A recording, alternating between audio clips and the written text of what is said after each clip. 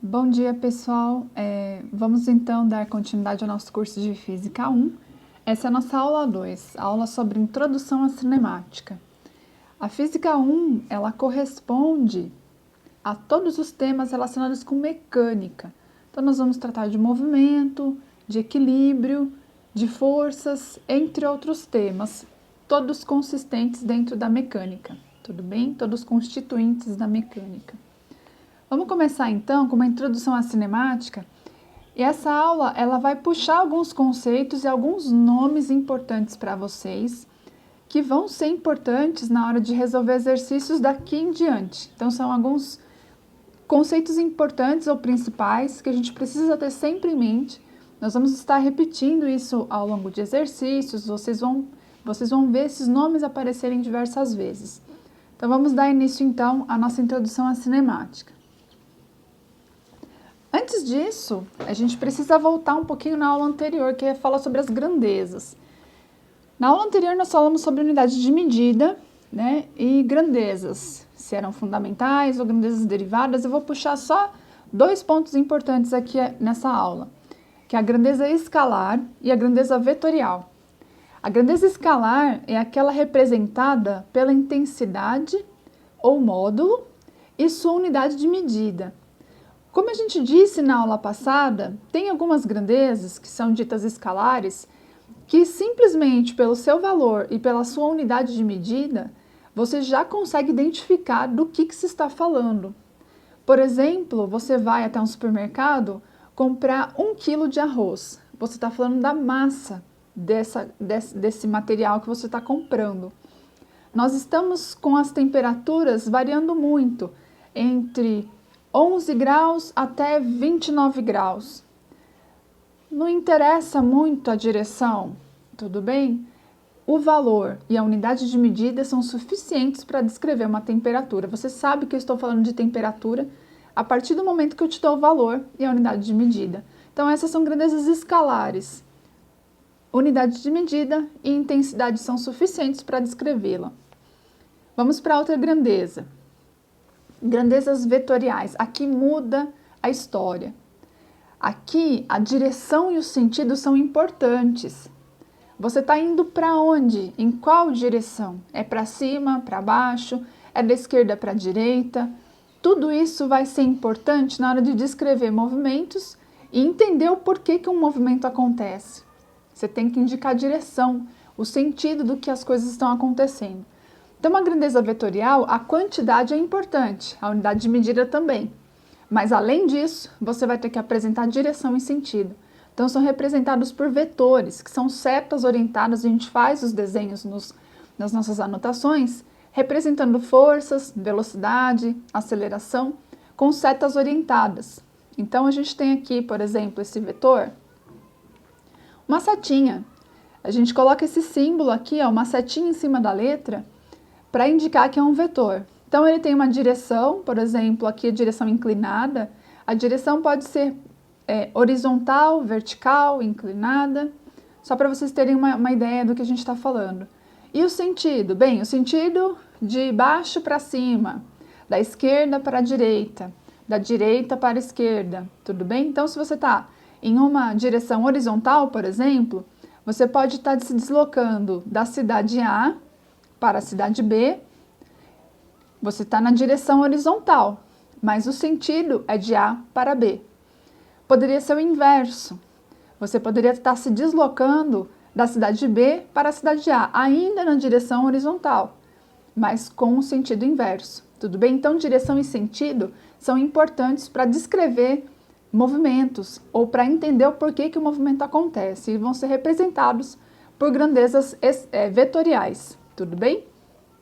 Então, a seta orientada representa o vetor. Vocês vão ver diversos desenhos representando os movimentos e essas grandezas que precisam da indicação da direção e do sentido. Tudo bem? Agora sim, vamos fazer a introdução à cinemática. Vocês estão vendo uma imagem aqui de todos esses grandes velocistas dos desenhos, né? Então, nós vamos falar de movimentos. Nós vamos descrever os movimentos, falando de velocidade, falando de aceleração. No entanto, sem se preocupar muito neste momento, sem se preocupar o porquê que acontece esse movimento. Quando a gente impõe uma força ou a gente gasta energia, a gente pode aumentar ou diminuir velocidades. Tem o porquê disso e nós vamos ver mais adiante. O porquê é importante também. Mas nesse momento agora a gente vai passar para a descrição dos movimentos. Isso é chamado de cinemática, tá? A cinemática descreve o movimento de um corpo sem se preocupar com as suas causas. E nós vamos estar interessados nas seguintes grandezas. No espaço ou deslocamento, espaço percorrido, vocês vão ouvir muito essa palavra, essa expressão. Tempo, velocidade e aceleração. Os movimentos acontecem ao longo do tempo, então o tempo vai ser uma variável importante. Velocidade e aceleração são grandezas derivadas dessas duas grandezas fundamentais, espaço e tempo. Tudo bem? Então tudo que nós vamos ver agora está relacionado com essas 4 grandezas. Tudo bem? Conceito importante. Primeiro conceito importante aí da cinemática. Ponto material. O que é isso? Quando estudamos o movimento de um corpo, muitas vezes é necessário levarmos em conta seu comprimento, largura e altura. A forma geométrica do seu corpo, a forma geométrica do objeto a ser estudado, em muitas situações ele é importante. Se você está projetando um carro, se você está projetando um móvel, a geometria é importante. Se você vai deslocar qualquer objeto, a geometria é importante. Mas na cinemática, como as distâncias são grandes com relação ao objeto, nós vamos fazer de conta, ou nós vamos considerar esse corpo como se fosse um ponto material. O que é? Um pontinho, uma bolinha, onde a forma geométrica não importa. Quando você está projetando um carro e você vai pensar no deslocamento dele, é óbvio que o design, que a geometria vão influenciar em gasto de combustível, em performance, é importante. Mas é possível, para se descrever os movimentos, esquecer essa geometria, esse design, e considerar esse objeto, esse carro, como se fosse um ponto. Então, nesse momento, nessa etapa da física, no ensino médio todo, a gente só consideraria toda a geometria de um carro se a gente estivesse estudando já nos cursos de engenharia e muitas vezes no segundo, terceiro ano. Então, no começo, a gente esquece um pouco do design e faz de conta que esse carro é uma bolinha, um pontinho, que está se deslocando ao longo aí de um certo trajeto. Tá? Então, a gente tem esse carro aqui, ó, indicando as dimensões comuns de um carro. Nós vamos deixar de lado e representá-lo por um pontinho. Então, ele vai se deslocar da cidade A até a cidade B, você representa por um ponto e ele não vai influenciar no movimento. Tudo bem? Então, a gente simplifica esse estudo, desconsiderando a geometria dos nossos objetos. Nós vamos considerá-lo como se fosse uma bolinha aí correndo. Tudo bem? Então, o conceito de ponto material é importante na cinemática.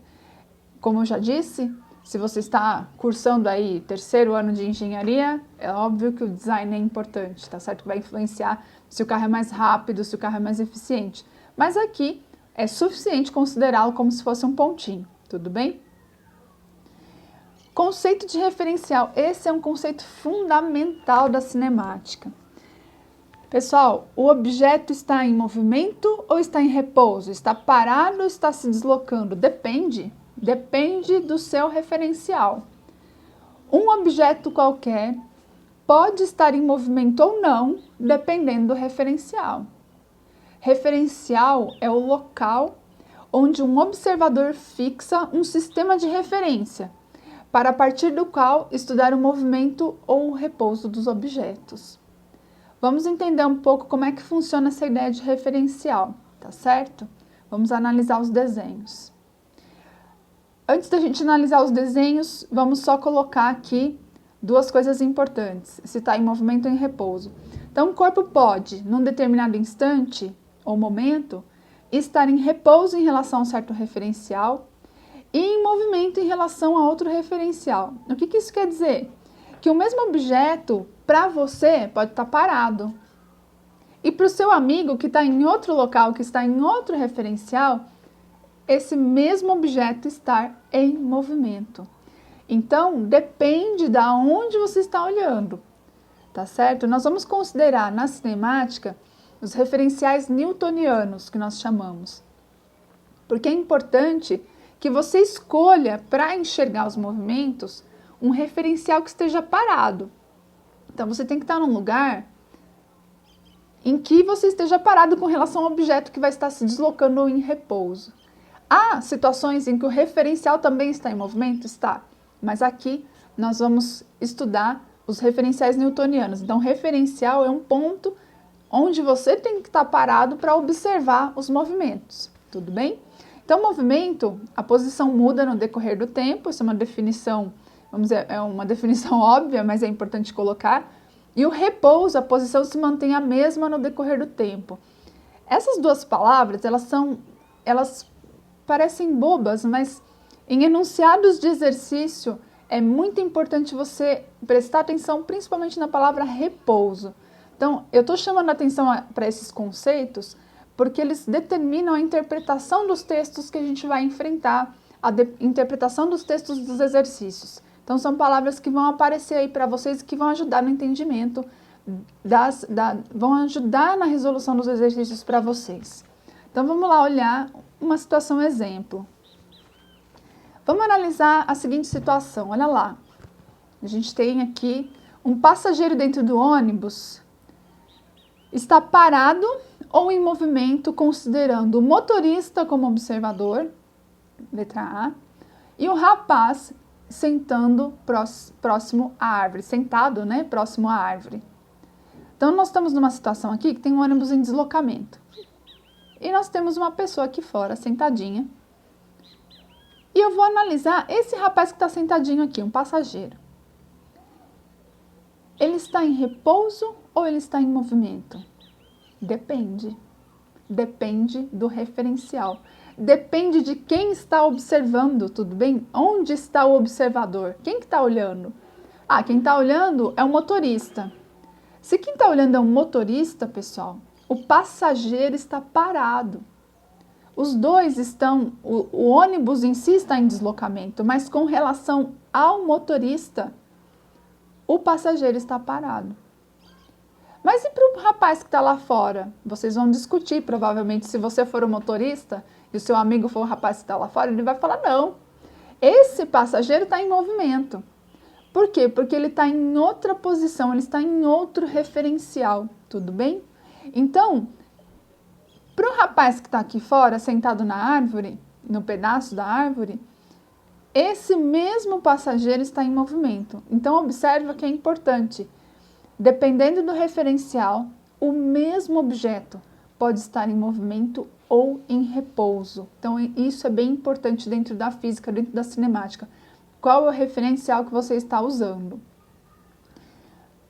Outro exemplo, passageiros parados em relação ao referencial estático, dentro do ônibus. Então, você está lá num ônibus lotado, você está em pé. Com relação a algum objeto dentro do próprio ônibus ou com relação ao seu amigo que está lá do lado em pé também, vocês estão parados com relação um ao outro. Bastou o motorista dar uma freada que vocês vão ver outra situação, quer dizer, para a pessoa que está lá fora, os passageiros estão em movimento em relação a um referencial estático fora do ônibus. Então, para a gente que está fora, vendo vocês lá dentro do ônibus em movimento, vocês estão em movimento. Aí ele dá uma freada, vocês podem cair, tudo bem? Porque vocês estavam em movimento. Mas lá dentro, para você, o seu colega está parado com relação a você, tudo bem? Então, essa ideia de movimento e repouso depende do referencial a ser considerado, tudo bem? Outro exemplo importante. Se o observador está no Sol, ele vê a Terra girando. Se você pudesse ficar no Sol, você veria a Terra girando em torno do Sol. E se você estivesse, como nós estamos, na Terra, observando o Sol, para nós, o Sol está em movimento. Então, olha que pegadinha. A gente está numa época aí que tem gente que acredita em terra plana. Isso tem todo um porquê, né? Isso tem um porquê se você considerar do ponto de vista histórico, né, e a capacidade de medida que a humanidade foi desenvolvendo, na época dos egípcios, dos gregos, eles observavam o movimento da Terra, o movimento do Sol. Para eles, o Sol estava em movimento.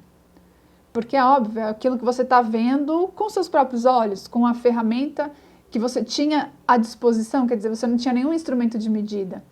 A partir do momento que o ser humano passou a desenvolver telescópios, passou a desenvolver instrumentos de medida, começou a ficar mais evidente que não era bem isso que acontecia, né? Então, nós não vamos entrar aqui na questão da gravitação, que é um tema que, para a gente que é físico, é uma loucura. A gente está vendo os temas de terraplanismo ultimamente, mas há todo um porquê.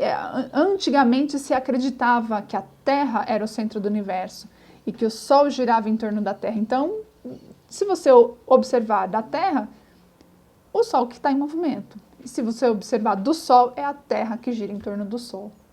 Se discutiu isso ao longo de muitos e muitos anos e se definiu, ou vamos dizer, se cravou o conceito de que a Terra que se movimenta em torno do Sol a partir da possibilidade de medição. Isso foi a partir de Galileu, tudo bem? Mas nós não vamos entrar nisso aqui agora. Dá muita discussão, é um tema interessante, mas a gente pode ver isso mais para frente, ou vocês podem consultar materiais de preferência científicos e históricos a respeito desse tema, tudo bem? Então, lembra lá, pessoal, o Sol, a Terra está em movimento em torno do Sol, porque nós estamos considerando o Sol como referencial, tá? Depende do referencial que você está vendo, tudo bem? O que nós vamos usar como referencial? Aqui nós vamos observar isso mais para frente. Na verdade, nesse momento a gente vai usar movimentos em uma única dimensão. Mais para frente a gente vai ver movimentos em duas dimensões. Mas o que é importante agora é que a gente defina um sistema, a gente utiliza o sistema cartesiano de referência. A gente usa eixos x, y e z, no ensino médio mais o x e o y, tá? O y definindo coisas e movimentos que acontecem na vertical e no eixo x, movimentos que acontecem na horizontal. Se a gente está nos cursos de engenharia, a gente tem que introduzir a cinemática tridimensional, mas não é aqui o momento. Então, nós vamos utilizar um sistema cartesiano de referência. Então, aqui só explicando cinemática em uma dimensão, 1D, começaremos observando movimentos exclusivamente no eixo X, depois exclusivamente no eixo Y, nós vamos ver queda livre na vertical. A cinemática 2D são movimentos que acontecem nos dois eixos simultaneamente, a gente vai ver isso. Mas é importante que a gente estude separadamente o eixo X e o eixo Y. E nós vamos ver, mesmo na cinemática 2D, nós vamos tratar esses movimentos distintamente. Então, na cinemática 2D, nós vamos tratar tudo que acontece no eixo Y e depois tudo que acontece no eixo X e depois nós conectamos os dois movimentos. E cinemática tridimensional, isso a gente não vê no ensino médio, movimentos que acontecem em 3 eixos simultaneamente, tudo bem? Trajetória. Deixa eu parar por aqui, senão fica muita coisa e eu não vejo o que aconteceu.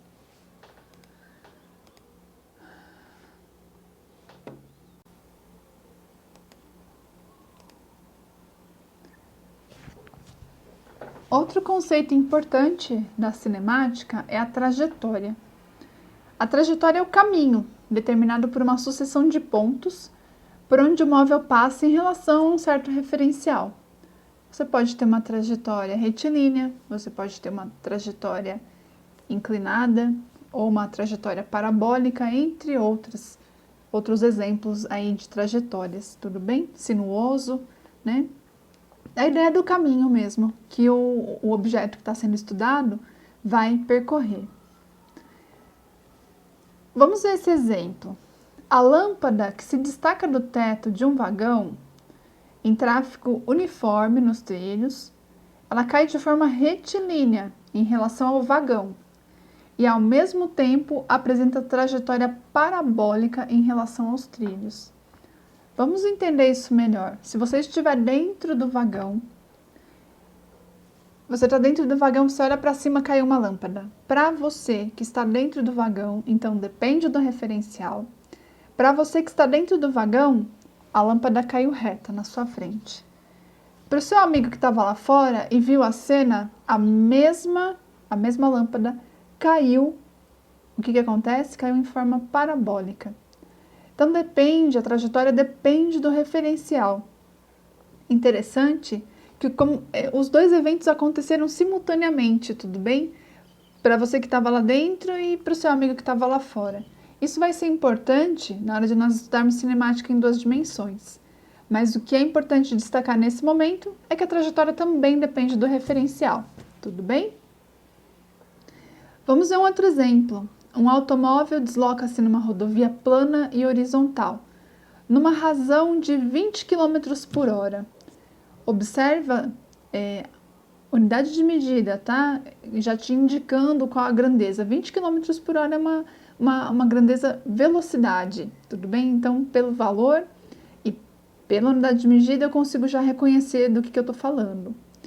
Um passageiro sentado no interior do automóvel tem nas mãos uma bolinha de gude.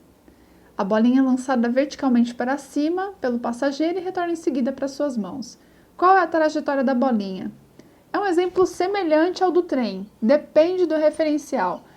Para o garotinho que está lá dentro, segurando a bolinha está subindo e descendo, ela tem uma trajetória vertical, retilínea vertical. Para quem está lá fora, vamos lá, em relação ao automóvel, a bolinha executa um movimento cuja trajetória é uma reta. Para o automóvel, para o próprio menino que está segurando, tudo bem? Que está fazendo o movimento. Em relação à superfície da Terra, quer dizer, para a pessoa que está fora do carro, a bolinha executa um movimento cuja trajetória é um arco de parábola. Tudo bem? Então, para quem está assistindo esse carro, imagina em câmera lenta, você vai ver a bolinha fazendo uma trajetória parabólica. Tudo bem que está indicado aqui no nosso desenho. Então, de novo, reforçando, a trajetória depende também do referencial. Outra questão importante, outro conceito importante agora, o espaço. Espaço nós vamos designar pela letra S. Muitas das nossas equações vão ser descritas, vão ser apresentadas para vocês com letras que vêm da palavra em inglês, tudo bem? Para nós talvez seria um E, mas nós vamos usar o S, de space, tudo bem? O espaço S de um móvel é a distância, medida ao longo da trajetória, do ponto onde se encontra o móvel até o ponto de origem, 0, acrescido de um sinal de acordo com a orientação da trajetória, tudo bem? O espaço pode ser negativo? Pode, porque nós vamos marcar uma origem, tudo bem? Então, quando você está, por exemplo, a gente marcou o 0 aqui. Se o nosso objeto está para trás dessa origem adotada, desse ponto 0, desse marco de origem, os meus espaços vão ser representados com um sinal negativo, porque eles estão antes da minha origem, do meu ponto 0. Se eles estão para frente, na trajetória aqui orientada para esse ponto positivo, a gente vai ter aqui os nossos espaços marcados com um sinal positivo, tudo bem? Então, o espaço, ele pode ser representado por valores negativos ou positivos, dependendo de onde você marcou a sua origem, tá certo? Então, a gente apresenta aí a primeira variável para vocês. Classificação de movimentos, pessoal, conforme o espaço.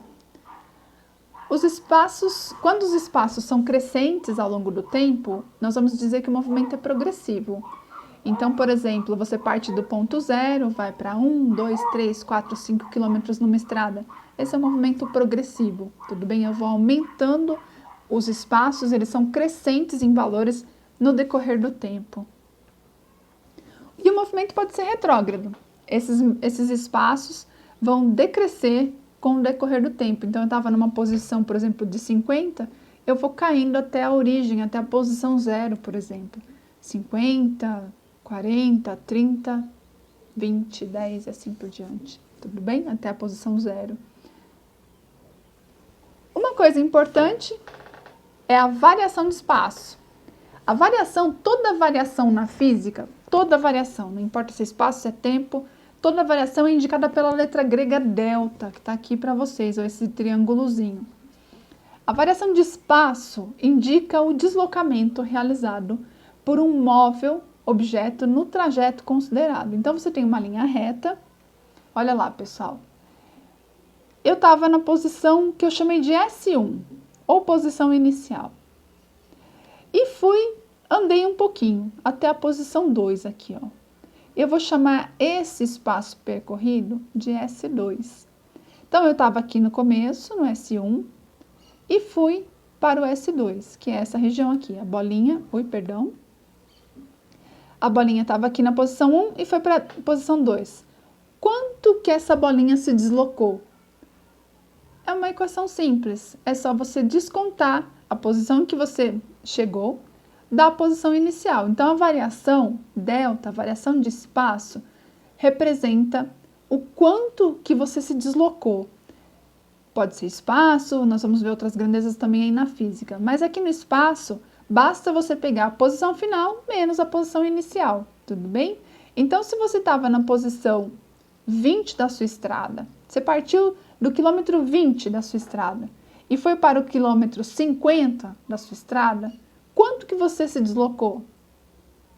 Basta você fazer 50 menos 20, você se deslocou 30 quilômetros, tudo bem? Então, deslocamento indica variação de espaço ao longo de um certo tempo, tudo bem? Essa é uma grandeza importante. Outra grandeza importante que a gente vai ver é muita variação do tempo, que te dá efetivamente o tempo gasto para executar o movimento. E vai da mesma ideia, você tem o tempo inicial e o tempo final. Para você saber quanto tempo você gastou numa certa atividade, que horas você começou?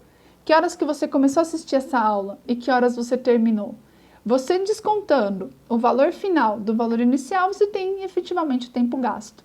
Então, se você começou às 9 da manhã e terminou ao meio-dia, bem, você vai fazer 12 menos 9.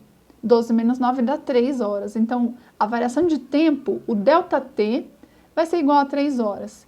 Então, todas as vezes que a gente tiver um delta na física, nós vamos falar de variação, e você vai fazer esse valor considerando o valor final menos o inicial, para você ter efetivamente o tempo gasto ou efetivamente o espaço deslocado. Tudo bem? Por que isso vai ser importante? Daqui para frente nós já vamos ver. Antes da gente dar seguimento, nós vamos ver a diferença entre distância e deslocamento. A distância percorrida é uma grandeza que informa quanto a partícula ou o pontinho ou o seu objeto percorreu entre dois instantes, devendo ser calculada sempre em valor absoluto. Poxa, o que quer dizer isso? Quer dizer que tem diferença entre distância e deslocamento? Tem uma diferença sutil, mas que é importante vocês observarem. Vamos considerar esse exemplo. Eu tenho aqui uma bolinha que partiu num certo tempo da posição 1 e foi para a posição 2.